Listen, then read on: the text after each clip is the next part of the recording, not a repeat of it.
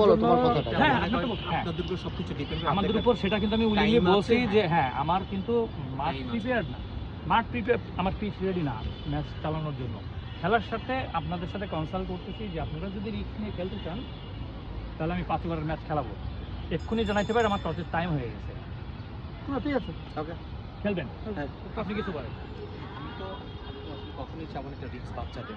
হ্যাঁ আমি হ্যাঁ বেসিক্যালি হ্যাঁ কারণ ওরা অনেকে আছে বিগিনার আছে, বিগিনার আমি চাইবো না যে উইকেটটা ভিজে আছে, গ্রাউন্ডটা ভিজে আছে, হ্যাঁ। একটা ছেলে আসলে হ্যাঁ রাইফলিক্স ডেফিনেটলি, তাই না?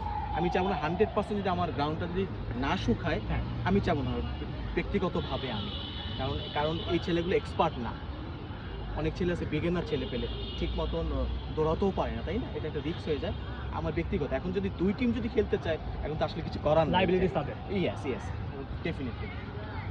ওকে, থ্যাংক ইউ। তাহলে কি করবো আমরা ম্যাচ? প্লেয়ার লিস্ট নিয়ে পাঠাই। হ্যাঁ পাঠাই দেন প্লেয়ার লিস্ট, দুই টিমের প্লেয়ার লিস্ট নিয়ে চলে আসেন। ওকে, ঠিক আছে।